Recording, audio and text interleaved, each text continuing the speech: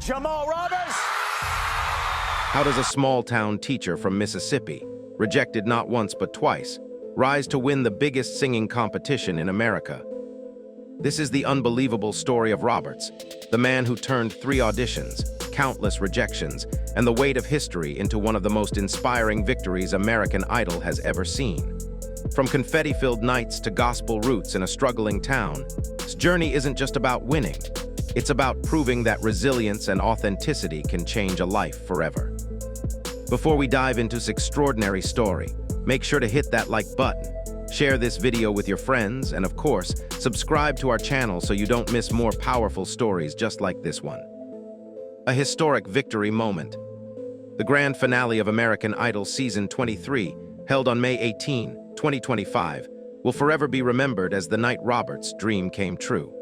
Standing tall on the stage under golden confetti and dazzling spotlights, the Meridian, Mississippi native delivered a breathtaking performance of Hamilton's Her Heart, a rendition so heartfelt that it froze the audience in awe before erupting into thunderous applause.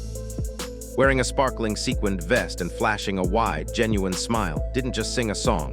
He poured his entire soul into the moment, capturing the hearts of millions watching around the country.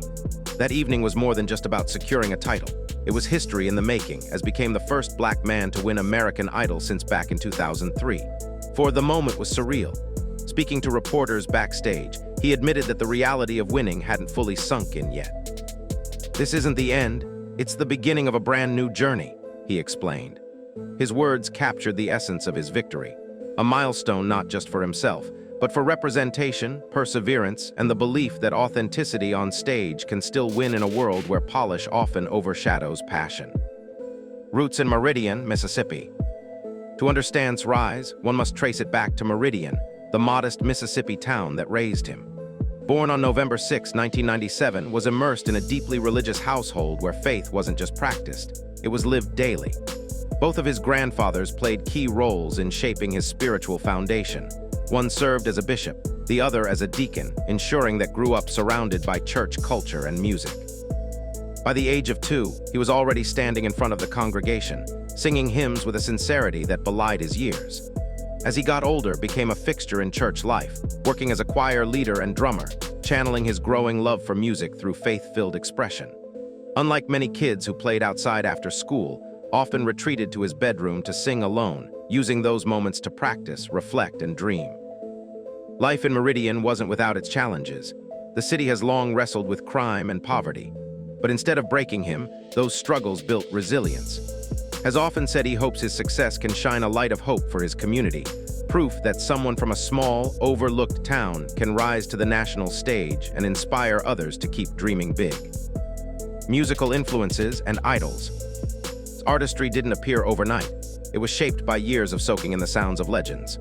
Growing up, his ears were filled with the timeless voices of David Ruffin, B.B. King, Al Green, and especially Michael Jackson, whom he idolized to the point of mimicking in front of the mirror.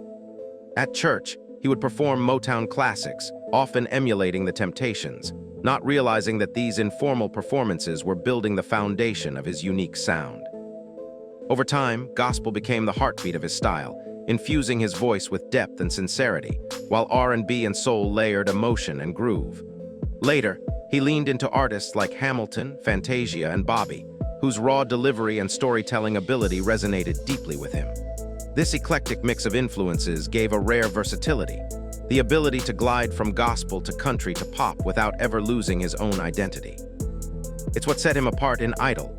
He wasn't just covering songs, he was reinventing them through his lens, bridging genres while staying true to his roots. That musical honesty and emotional fluency became the secret weapon that won over both judges and audiences week after week. Early steps in growing confidence. Unlike many aspiring artists, didn't find his training ground in school choirs or theater productions. Instead, he built confidence by competing in local talent shows, where his powerful vocals consistently earned him top prizes. Each victory strengthened his belief that singing wasn't just a hobby, it was his destiny. In 2020, he took a bold step forward by writing and releasing his first original gospel song, "He's Preparing Me," a heartfelt track that showcased not just his vocal ability, but also his skills as a songwriter and interpreter of faith. The response, while modest, marked an important milestone, proof that could create music that resonated beyond the church walls. From that point on, he no longer doubted that music was his life's path. While has openly admitted he doesn't enjoy interviews and shies away from self-promotion, his sincerity when performing made people lean in. That authenticity, combined with his natural stage presence, would later become one of the biggest reasons he stood out among thousands of idol hopefuls. For the stage was never about spectacle, it was about connection, and even in those early years, he had already discovered that powerful truth. Rejection in the first and second auditions. For Roberts, the road to American Idol glory was anything but smooth, and it's the setbacks that truly define his journey. In his very first audition, he faced the harsh reality of rejection when judges told him he was too young, too raw, and in need of vocal training. For most aspiring singers, those words would have been enough to dim the dream, but not for. Instead, he treated it as a wake-up call, an invitation to refine his gift rather than abandon it. Undeterred, he returned for a second audition, this time brimming with determination. He made it further than before, but disaster struck again. When asked to sing a second song, hadn't prepared one. The oversight cost him dearly, and he was eliminated. Yet in that moment of disappointment's response set him apart. He didn't lash out, he didn't sulk, and he didn't walk away from music. Instead, he listened carefully to the critiques, took them to heart, and promised himself that when the next chance came, he would not only be ready but unstoppable. These early rejections were more than setbacks. They were training grounds for resilience.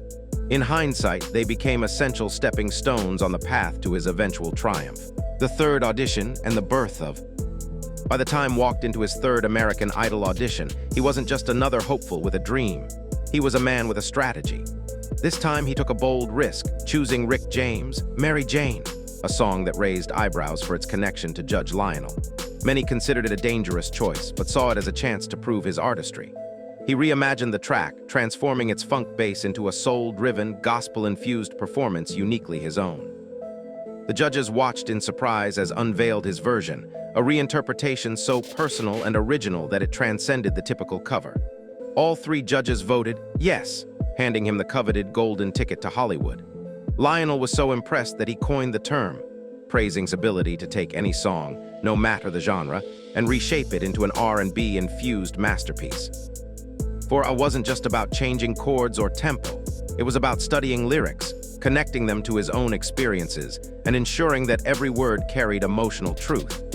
That audition didn't just save his idol journey, it defined his identity, turning him into a storyteller whose performances felt less like competition entries and more like deeply personal revelations. Hollywood Week and the live shows. Winning the golden ticket was just the beginning. Hollywood Week tested its versatility and stamina, and he responded with a string of unforgettable performances that showcased his vast range. He delivered Hamilton's Her Heart with a tenderness that melted hearts, poured grit into Chris' Tennessee whiskey, and joined forces with another contestant in a stirring duet of Teddy Swims' The Door. As the competition advanced to the live shows, broadened his repertoire, daring to cover songs as diverse as Jelly Roll, Liar, Jason Nelson's gospel anthem Forever, and Redding's timeless classic Try a Little Tenderness.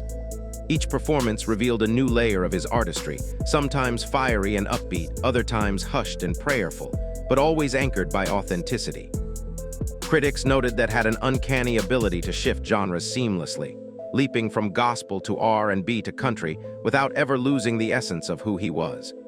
Screen Rant even observed that his stage presence was so commanding. His performances felt more like full-fledged concerts than competition segments. Week after week wasn't just singing songs. He was building a narrative, a story of resilience and artistry that resonated with millions of viewers who began to see him not as a contestant, but as an artist ready for the big stage. Judges' support and criticism that shaped him. As journey deepened, the judges' reactions became a compass that guided his growth. Lionel, with his seasoned eye for storytellers, repeatedly praised as a rare artist who could transform lyrics into lived experiences, a gift he said could not be taught but only felt. Brian, often a tougher critic, admitted early on that he had a strong gut feeling would eventually take the crown, citing the young man's consistency and emotional presence. But it wasn't all applause. Underwood, guesting as a mentor and judge, pointed out that movements on stage sometimes felt stiff, urging him to loosen up and command the stage with his body as well as his voice. For many contestants, such criticism might have stung, but absorbed it humbly, treating every comment as a lesson. His willingness to accept feedback without ego became one of his quiet strengths. Over time, viewers noticed the change. His once constrained movements evolved into natural gestures that matched the ebb and flow of his vocals. It was a clear demonstration that wasn't just a singer. He was a student of the craft, willing to adapt and improve without compromising the core of who he was. This balance of encouragement and constructive critique shaped him into a more complete performer, reinforcing that his rise wasn't only about raw talent, but also about character and teachability. The teacher, the father, and the inspiration. Beyond the stage lights and televised performances, remained grounded in roles that mattered most, being a teacher and a father. By profession, he worked as a physical education teacher at elementary school, where his days were filled with children's laughter and lessons that went far beyond athletics. "I don't do it for the paycheck," he once told reporters. "I do it because I love these kids." Even as his fame skyrocketed, he vowed to continue visiting the school as a volunteer, determined not to let celebrity status sever his connection to his students. Just as central to his life are his 3 daughters, and his older girls stood proudly beside him during auditions, their cheers echoing through the room as he clutched the golden ticket, while baby arrived only days before the top 8 round, making the journey even more emotional. Often speaks of fatherhood as the anchor that grounds him, teaching him patience, humility, and respect for women. He wants his daughters to see that with faith, hard work, and heart, even the biggest dreams can be realized. For idol viewers, this glimpse of life offstage deepened their admiration. He wasn't just chasing fame. He was building a legacy of love, responsibility, and inspiration, proving that artistry and family values could coexist in harmony. From idol to a professional career. Winning Idol was just the spark that lit a much larger fire in his career. Immediately after the finale, he released his winner's single, Heal, a gospel-driven ballad that soared straight to the top of Billboard's Hot Gospel Songs chart. But he didn't stop there. Just months later, he dropped Mississippi, a heartfelt ode to his home state, born from a chance airplane conversation with songwriters and Daniel that blossomed into a collaboration. The single became a love letter not just to a place, but to his roots, his children, and the quiet life he still cherishes. Meanwhile, the world stage beckoned, was invited to perform at the BET Awards alongside icons like Kirk Franklin and Muni Long, and later joined Monica and Brandy on their The Boy Is Mine tour. With fame, however, came new realities. He admitted it had become nearly impossible to shop at a grocery store or sit down at a restaurant without drawing crowds, forcing him to rely on family and friends for help with his daughters. Yet, despite the pressures, resisted the pull of big city glamour, choosing to remain in Mississippi where simplicity and authenticity thrive. His strategy is deliberate, releasing music slowly, exploring pop and hip-hop influences, while never abandoning the gospel foundation that defines him. More Than a Star is now a symbol, proof that perseverance, humility, and faith can take a small-town teacher to the biggest stages in America, without losing sight of who he is or where he came from. And that is the story of Roberts, a father, a teacher, and now, a history-making American Idol champion. His journey proves that perseverance, humility, and faith can turn rejection into redemption and dreams into reality. Thank you for watching, and don't forget to check out other incredible stories right here on our channel's playlist. And of course, hit like, share, and subscribe so you never miss the next inspiring story.